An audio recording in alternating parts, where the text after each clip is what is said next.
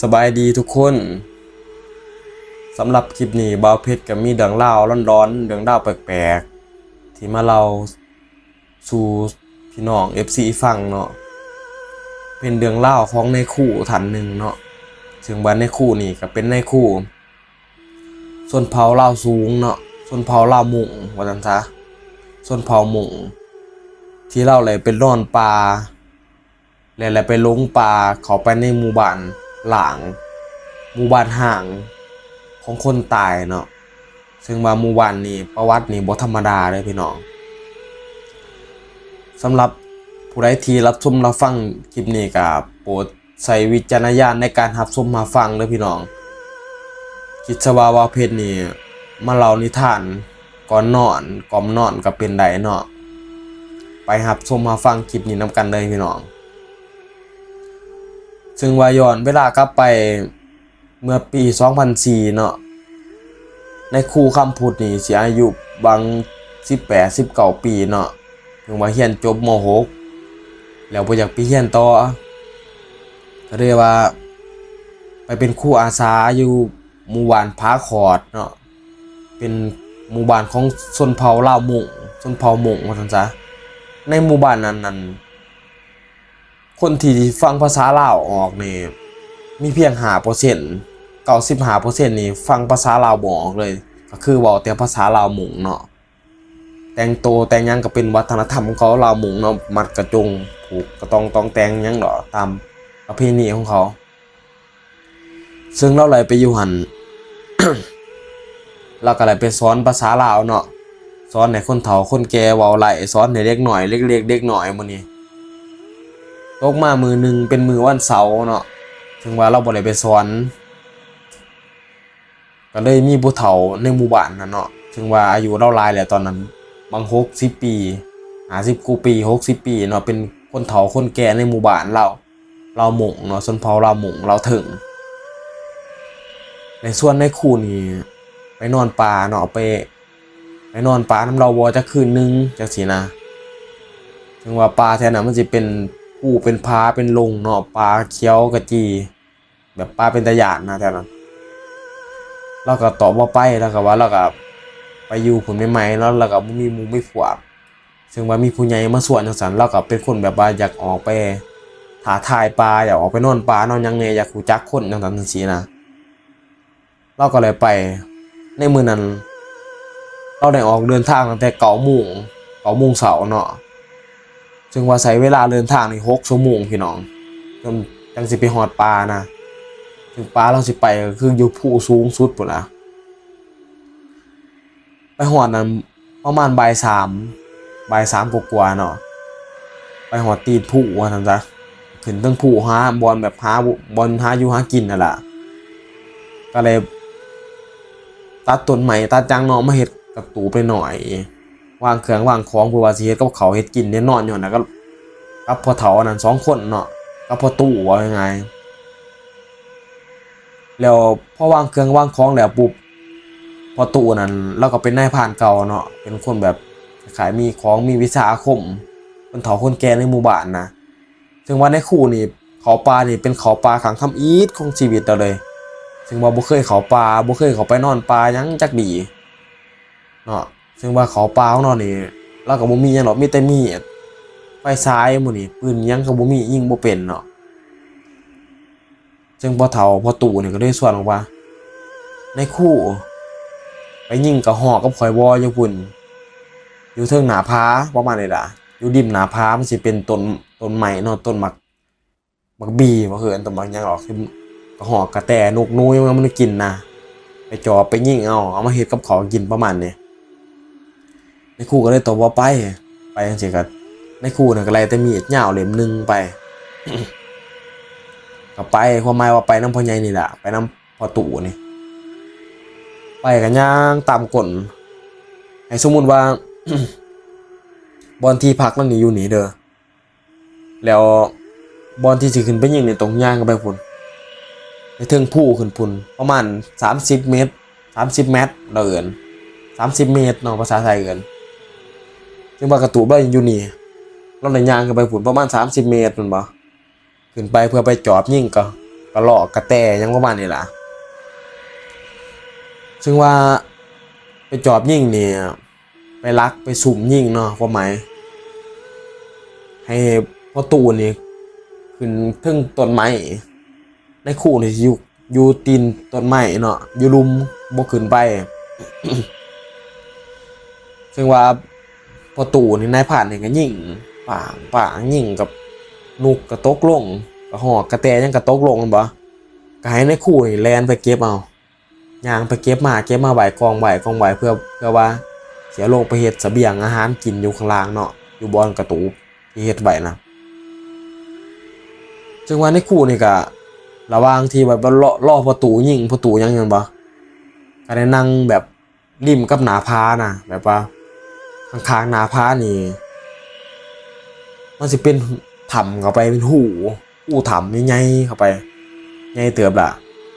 ซึ่งว่าข้างหน้าถ้ำนี่มันสิเป็นขี้ทรายอ่อนๆแบบบ่มีใบไม้เลยนะแบบขี้ทรายโล่งๆเป็นเนินขี้ทรายนะเป็นดินทรายนี่แหละโล่งๆขาวแบบเป็นตะเหลนเป็นตะหยังนะทำนี่เป็นแป้นแบบจะมีคนมากวาดใบไม้ออกตลอดเลยในคู่น่ะก็นางทาในพาดนี่มันบ่ในพาดน่ะก็อยู่ถึงต้นไม้ก็ยิงจอบนกจอบหยังบ่ให้ปากบ่ให้ส่งเสียงบ่ในคู่ก็ไปเล่น ไปเล่นขี้ทรายหั่นขี้ทรายถึงว่าปากถ้ำอะ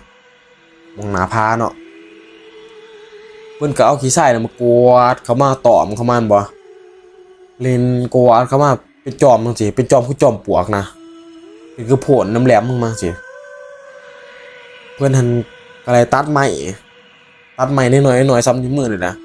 มาปักหุ่มขี้ทรายนะปักเป็นจอมปลวกจอมหยังอ่ะปักจังซี่เดี๋ยวแล้วมันบ่พอในอันนั้นในพันยิงนกไหลแล้วเพิ่นก็ปล่อยจังซี่เด้เพิ่นก็ย่างไปเก็บเอานกเอาหนูเอากระรอกกระแตมาบัดนี้พอจะเก็บมาฮอดแล้วในพันที่ว่าเป็นพ่อตู่นั่นเนาะที่ว่าเรายิงพกนกอยู่ต้นไม้นะแล้วก็เลยบอกว่าในคู่ให้เจ้าเอากระหอกกระแตนี่ไปลกค้นไปล่นไฟทาแล้วเฮ็ดแนวอยากได้กินทาข่อยเด้อลงไปเฮ็ดทาข่อยเดี๋ยวข่อยยิงอีกเจ้าหน่อยนึงข่อยสิลงไปหาว่าซั่นเพราะว่าในเวลานั้น ขออภัยนะพี่น้อง เพราะว่าในเวลานั้นตะเวนมันสิตกดินแล้วมันสิค่ำแล้วเนาะ4-5 โมงแรกนี่ในป่าเนี่ยมันก็มืดตึ๊บเลยนะแบบมันสิต่างจากชีวิตข้างนอกหลายในชีวิตในป่าในดงเนาะแล้วก็โอเคประตูเดี๋ยวข่อยสิเอากระหอกกระแตไปคั่วไปเฮ็ดกินทาไปย่างไฟย่างหยังทาประมาณนี้เนาะแล้วก็ได้เก็บกระหอกกระแตแล้วก็ถือมีดเล่าเล่มนึงแล้วก็เล้าใหม่เนี่ยย่างไปเลยนะเพราะไม่ว่าเอาใหม่มาหน่อยเล่มนึงแล้วก็เล้าไปบางทีมันก็มีเศษไหมเฮียนบ่คือความหมายเราย่างลงนี่เราย่างลงมาแต่เราต้องเดี่ยวสายมาหน่อยนึงสิเป็นกระตบเล่าความหมายว่าแต่เราเนี่ยย่างมาแล้วพอผู้เดียวเขามากระตูบเราหันยางออกไปทางขวาบ่ยางไปเลยเราหันตั้งแต่ว่าเราออกจากพ่อใหญ่น่ะปุ๊บออกจากต้นไม้ตอนนั้นปุ๊บเนี่ยเราก็ยางเราแบบคือจังคนบ่ไร้สตินี่คนแบบบ่มีความคิดบ่มีหยังเหมือนแบบยางใจลอยมือไปสื่อยางแบบคนบ่มีหัวจิตหัวใจนะแบบยางไปจังซั่นล่ะบ่ฮู้จักว่าสิย่างไปไสหรือว่าย่างไปจังใดนะแล้วบ่มีเป้าหมายว่าสิย่างไปกระตูไปหยังเลยกระหอกกระแตเนี่ยก็ถือมาใส่กระเป๋านี่ล่ะเราใหม่นี่ย่างไปเลยสิมีมีดเหลี่ยมเดียวไฟสายไฟหยังก็บ่มีย่างไปสักพักนึงสักพักใหญ่ๆไว้จนเราไปฮอดเรารู้สึกว่าเราลงป่าเรารู้สึกสติไหลแล้วเราหันตกใจบัดนี้พาดข่อยย่างมาจะได้หอดพี่วะความหมายของเราอันนี้เราบอกเป็นภาษาลาวสูงลาวมุงเนาะแต่ความหมายเราแปลกมากของฟัง2-3 รอบไปแล้วก็สิแปลมาได้ แล้วก็โอ้ข่อยลงป่าแท้ๆเลยนี่เขาไปเฮ็ดจังผิดต่อป่าบ่วะเราว่าในคู่เราว่าหรือว่าข่อยไปขามเครือเขาลงบ่วะหรือว่าเป็นนำเขาไปเฮ็ด อิหยังก็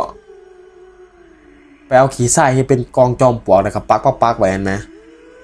ความหมายคือว่าเราเฮ็ดแบบนี้นี่มันเหมือนเป็นแบบว่าเป็นการเสียเคราะห์เสียเข็ญหยังคือคนสมัยคนพุทธแม่นบ่คนบ้านเฮาเฮ็ดแบบนี้คือเป็นการเสียเคราะห์เสียเข็ญหยังเป็นแบบบายผีบายหยังมาประมาณนี้นะเราก็คือว่าโอ้เราไปเฮ็ดแบบนี้เพื่อเป็นน้ำเฮ็ดขี้ทรายนะหมอเป็นน้ำลิ่มขี้ทรายนะหมอจังว่าเฮ็ดให้หลงป่าให้เจ้าป่าเจ้าเขานี่เฮ็ดให้เราหลงป่าความหมายเนาะหรือว่าเราไปขามเครือเขาหลงบ่เราก็บ่จักแล้วเครือเขาหลงเราก็บ่จักว่าเป็นแนวใดเนาะพอแต่เราหลงป่าซั่นน่ะปืนก็บ่มีไฟฉายก็บ่มีมืดค่ำบ่แฮงมืดแบบสิตะเว้นสิตกดินมันก็มืดแม่นบ่ในป่าพอตื่นไปผู้เดียวมีแต่มีดยาวๆเล่มเดียวมีดก็บ่ยาวซ้ำนี่ย่างแล้วก็โอ้โหคือหัวใจนี่เต้นแบบคือจังเสือสิรุดในย่านคือระแวงหลังระแวงหลังระแวงซ้ายระแวงขวามันวะเนี่ยไปผู้เดียวเห็นกิ่งไม้ตกก็สิแล่นสิยังเด้อโอ้จังหวะนั้นนะว่าจักสิย่างไปไสแล้วว่าแล้วก็ย่างไปตัวที่ตัวแล่นหั่นล่ะพอแต่ย่างไปวันนี้ไปพ้อหมู่บ้านหนึงหมู่บ้านเก่าแบบผุพังนะเพื่อนสั่นโอ้ยพอแต่ว่าเราไปพ้อหมู่บ้านตอนนั้นความหยานความกลัวแล้วนี่คูณ8จากที่เราลงป่านี่ว่าหยานแฮงแล้วไปพ้อหมู่บ้านโอ้ยความหยานหัวจิตหัวใจแล้วนี่พออยากหลุดออกจากเสือพุ่นสั่นจนแบบเพราะว่าหมู่บ้านแห่งนี้นี่เคยมีคนเฒ่าผู้หญิงคนหนึ่งในหมู่บ้านนั่นนี่เพิ่งมารุ่นเฒ่ารุ่นอาวุโสแห่งแบบเขาเลยเล่าประวัติให้เราฟังตอนที่เรามาสอนเป็นครูแรกๆนั่นเนาะซึ่งว่าหมู่บ้านแห่งนี้เนี่ยมีคนตายหลายที่สุดแล้วเป็นหมู่บ้านห่างเป็นหยังคือห่างมันบ่มันมีคนตายหลายแล้วเขาย้ายหมู่บ้านนี้ย้ายไปเป็นหมู่บ้านที่เราอยู่หมู่บ้านผาขอดชื่อหมู่บ้านนี่บ่เพชรชื่อบ่ได้ที่ว่าหมู่บ้านหลางไงโอ้ยเราเห็นแบบนั้นแล้วอ๋อหัวใจเรานี่บ่อยากหลุดออกจากเสือแล้วว่าเต้นย้านที่สุดเลยในชีวิตแต่ว่าบ่เคยพอเคยเห็นจักเทื่อเพราะว่าหมู่บ้านหลางก็มีหมู่บ้านเดียวแหละที่เราขึ้นไปหาของป่าเนี่ยก็คือหมู่บ้านภูเขานี่แหละพอตอนเราเห็นจังซั่นโอ้ยแล้วก็ฝ่าวยางให้เลยหมู่บ้านไปเลยแบบมันไกลไปจังซี่นะเพราะว่ามันบ่จักทางไปแล้วเด้หมู่บ้านนี่เลยสิเว้าเล่าให้ฟังประวัติก่อนมันสิล้างเนาะย้อนกลับไปเมื่อจากที่เราไป2000 2004เนาะย้อนกลับไปอีก30 ปีขึ้นหลังเนาะมันสิมีพวกในหมู่บ้านนี่พวกนายพรานนายหล่าหยังหล่าเพื่อหาเงินหล่าเพื่อเอามากินมาอยากก็มีเนาะแต่กลุ่มนายพรานที่ว่าไปหล่านี่นายพรานที่หล่าแบบหาเงินหาแบบของไปขายให้นายทุนนายหนาเนาะก็คือมือหนึ่งหั่นพวกนายพรานนี่เลยไปหล่าไปยิงเอากล้วยกระทิ่งเนาะงัวกระทิ่งนะบีงัวกระทิ่งนะคือจึงมายิงงัวกระทิ่งปุ๊บนี่งัวกระทิ่งน่ะได้ตายแล้วพวกนายพรานนี่ก็เลยซ้ำแหละเลยปาดเอาแต่บีมันเนาะความหมายว่าเอาบีไอ้บีงัวนี่บีกระทิ่งนี่เนาะปาดเอาแต่บีแต่ว่าเนื้อพวกเนื้อหนังยังวันนี้บ่ได้เอาเลยเอาแต่บีอย่างเดียวนี่ซ้ำกับปั่นเนาะบีงัวกระทิ่งซ้ำนี่แล้วเนื้อมันเนื้อยังนี่เพื่อว่าสิลบหนีความผิดที่เจ้าของขางว่ากระทิ่งเนาะเพิ่นเนี่ยเอากิ่งไม้เอากิ่งยังนี่มาถมหัวกระทิ่งเนี่ยกระจูดกระเผาไปเนาะเผาหลางของหัวกระทิ่งน่ะไปจึงบลาเอาแต่บีมันบัดนี้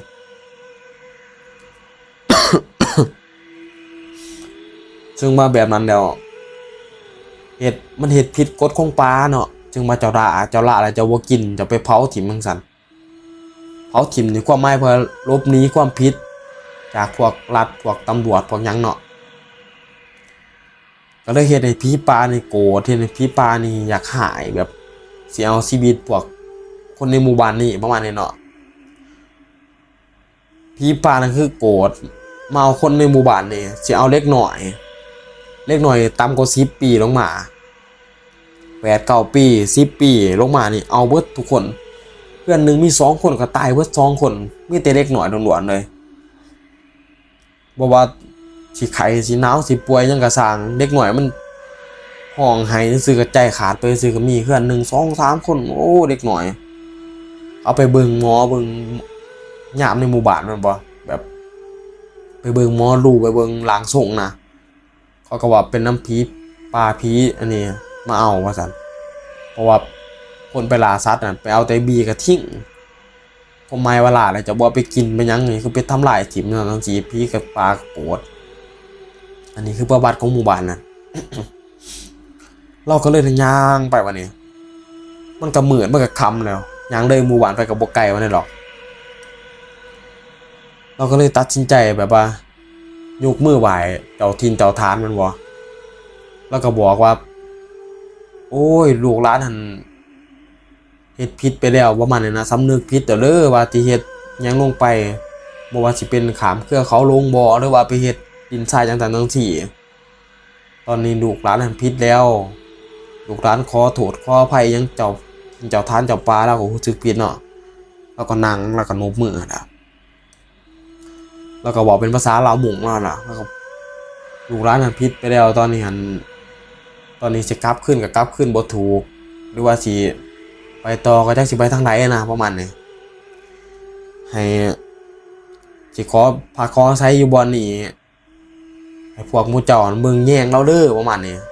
ความหมายว่าให้พวกแบบเจ้าทินเจ้าทานพี่ป่าพี่ดงกันเบิ่งแย่งในคู่นี่ลงเข้ามาในหมู่บ้านล่างนี่หรือว่าพวกเจ้าพาเราเขามาเยี่ยมมาชมเบิ่งหมู่บ้านล่างของพวกเจ้าบ่ประมาณนี้แล้วก็บอกร้ายแล้วก็ทั้งยานทั้งบอกคนคิงเรานี่ลูกคนหัวตั้งบักนาวเราแตกหัวใจนี่เต้นจนมุมถ้ามันออกจากเสือแล้วมันสิออกทางหัวใจนี่มันย่านที่สุดในชีวิตแล้วว่ะพอแต่เราบอกของสัน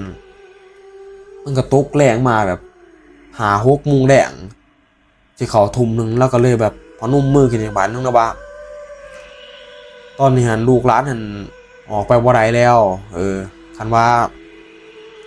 พวกหมู่เจ้าพาข่อยมาจังซี่ก็มาเบิ่งมาแย่งข่อยอย่าให้ข่อยเป็นหยังจะให้มีหยังมาเฮ็ดหยังกับข่อยประมาณนี้ล่ะแล้วก็บอกเป็นภาษาลาวหมงเนาะ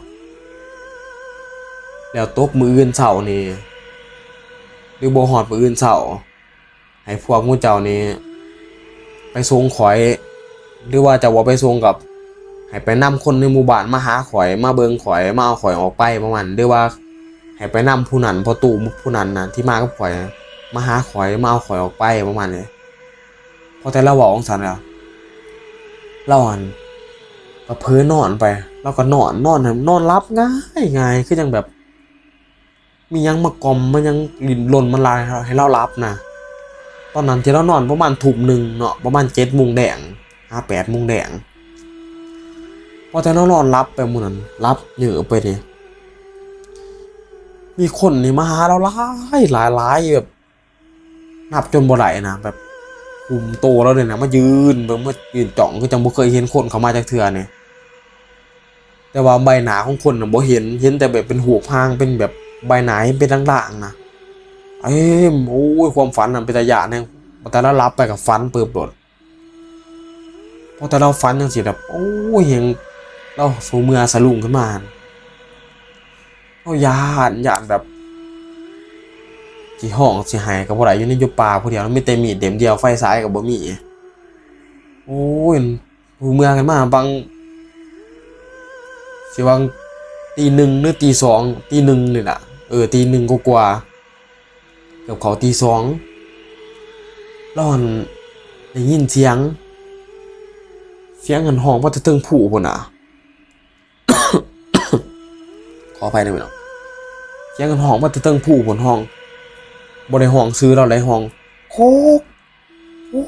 ห้องประมาณนี้เนาะห้องโคกห้องเว้นระยะห่างนี่ห้องว่าล้นเต๋อฟังก็เป็นสมุงพุ่นห้องเสียงนึงมาจะถึงผู้เสียงไก่เข้ามาบ่ซึ่งเราได้ยินเสียงนี่แฮงเราย่านกว่าเก่าแฮงครับ